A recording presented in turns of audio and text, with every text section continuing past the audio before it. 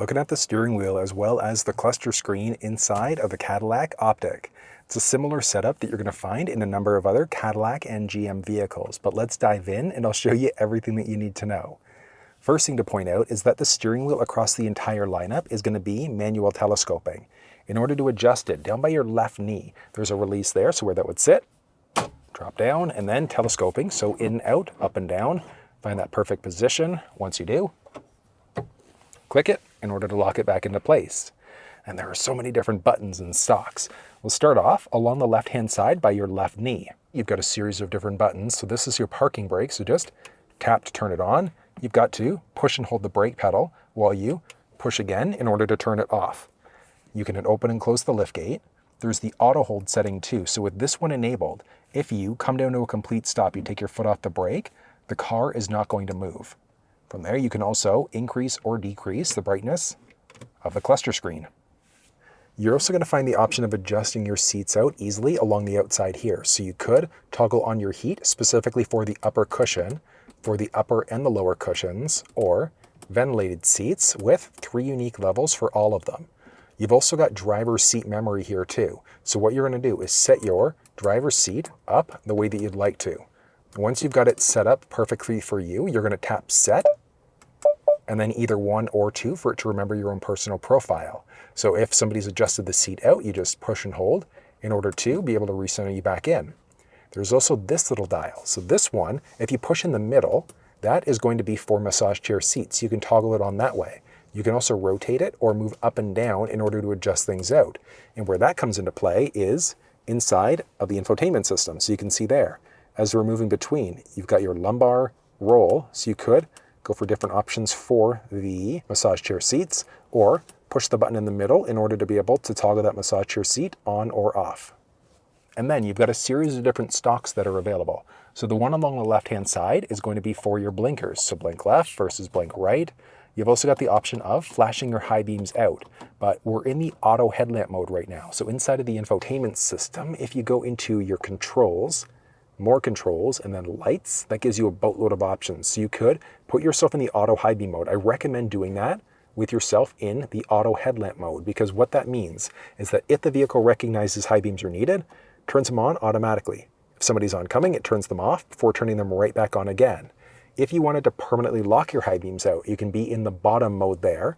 You can then push away in order to toggle them on, pull towards you in order to toggle them off. So you can get to your different light modes this way for your headlamps. But on the outside of the cluster screen, you've got all of these other options. If you tap the little light option there, you could also move between all of the available light modes. So again, auto mode the majority of the time, unless you want your high beams permanently locked out. But like I said, auto mode is the way to go. There's a button on the tip of the left stick. If you tap it, that's going to be a single wipe. If you push and hold it, that's going to be for your wiper fluid. You could then adjust. Use the rocker in the middle there to adjust out your variable speed. And then you're going to use the one along the right-hand side in order to get your rear camera wiper going. You've got your shifter along the right-hand side. So just hit the brake, pull in to go into neutral, flip up to get into reverse, in and down in order to get into drive. So it's simple. But the camera that you get inside of this ride is fantastic. And then just a button on the tip of the stick there in order to put yourself back into park. You've got this paddle along the left-hand side. So it's not a paddle as in like a paddle shifter, but it's essentially a different type of regenerative braking. So inside of the infotainment system here, you've got the option of toggling one pedal drive on off, and there are different levels that are available. But using this, that's essentially one pedal drive. So you're forcing regenerative braking this way. So you can push and hold the paddle along the left-hand side there, and it's going to slow you down as if you were having regenerative braking going. Eventually what's going to happen is it's going to get you to a complete stop and then put you into the auto hold mode. So the auto hold setting, if you take your foot off the brake when you come down to a stop, the vehicle is not going to move whatsoever. And then you've got so many different buttons. So the ones along the right-hand side, you've got this as a basic OK button. So if you ever get any sort of messages inside of the cluster screen, you could hit the button in the middle in order to act as OK. You can also go up or down for it to act as a basic seek button too. And then from there, you've got your volume rocker, so you can go audio up and down this way. And then just down by your right knee, there's also the option of adjusting your audio this way, pushing the button in order to mute out. From there, a boatload of other options. So if you've got presets set up inside of the infotainment system, you can go up and down this way in order to move between all of your available presets that have been set up. You could either hang up or answer a phone call. You can hit here in order to go to all of your available sources. So AM, FM, Sirius XM, USB, etc. You just push in order to OK out to whatever source that you'd like. And then you've also got this one, which is a voice command prompt. So you'd be able to do things like change stations. You can navigate using your voice. You could change your climate using your voice, adjust your fan speed, and so many things. So I know you've got all of your different dials there, but if you're driving, you just don't want to take your hands off the steering wheel, using this to adjust things out is an incredibly useful setting. Then along the outside here, you've got the buttons for cruise control, and there are 3 different types of cruise. So you're going to find normal cruise, adaptive cruise, and then super cruise, which is full hands-free driving. So you can toggle the cruise control system on this way. Once it's toggled on, you then push down to set your speed. You could push up or down lightly in order to increase, decrease 1 kilometer, 1 mile per hour at a time. Push and hold up or down, so a bigger click up and down to go 5 or 0 up. So it brings you to the next 5 or 0. So let's say if you're at 47, push up, it'll go 50, 55, 60, etc. Back down the other way. You can hit the brake to cancel your speed. You could then hit the cancel button to cancel your speed, and then you just push up to resume your previously set speed.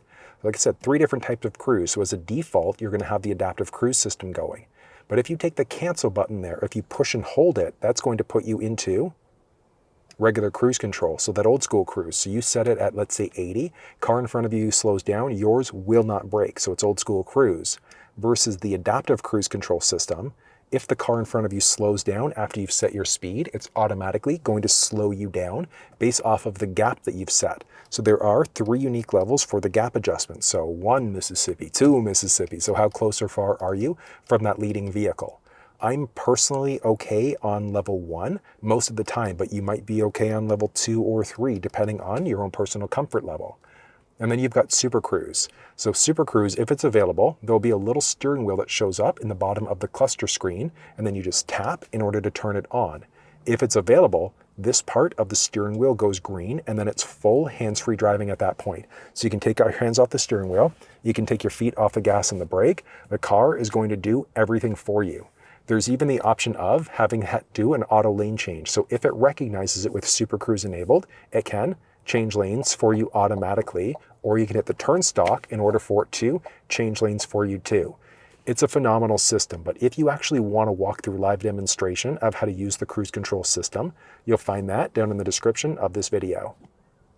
And along the outside of the screen, you've got a series of other options available. So you can change between different looks, but if you're on your basic gauge view, you can hit this arrow in order to go between either sport or touring. You can link it to your drive mode. So if you're in a different drive mode, that's going to have it set at a certain look. So if we link to the drive mode for a second, and then as you change between your drive modes there, so go to sport mode for a sec, you'll see there, it changes up the look.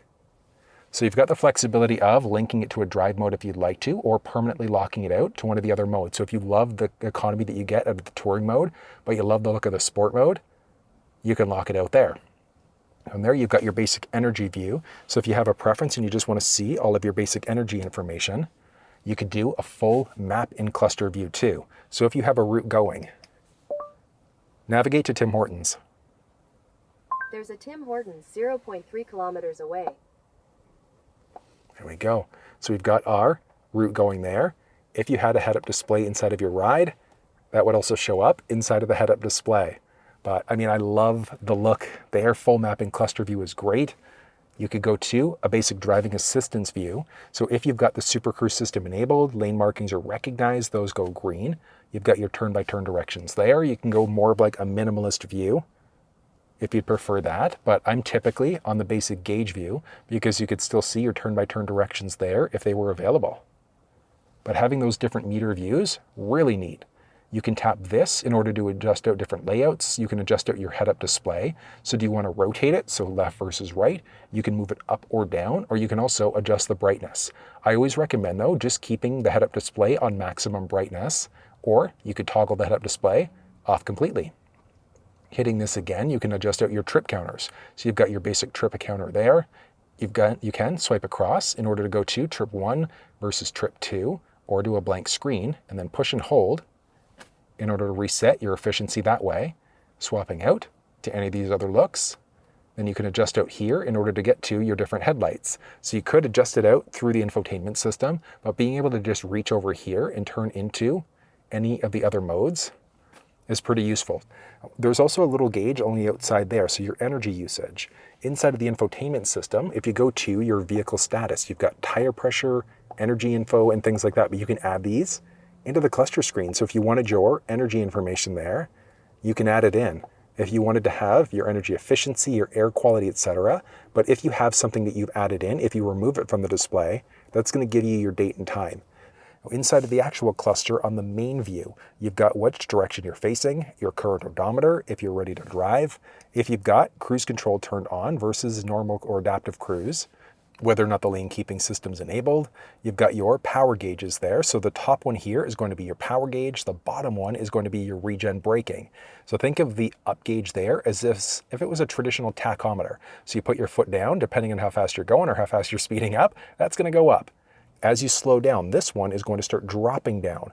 And what that's doing is capturing regenerative braking. So if you've got the one pedal drive on, take your foot off the brake, you're going to drop down this way.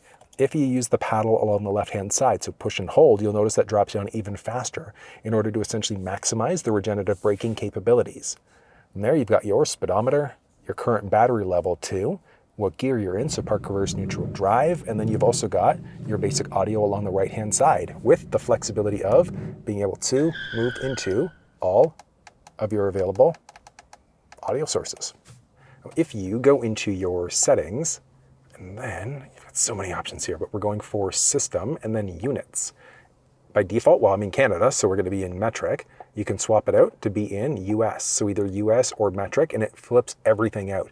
So if you had your trip counters going, it goes for your total odometer, what mileage you're getting until empty, etc. And then even down the middle there, it's going to move it between either Celsius or Fahrenheit.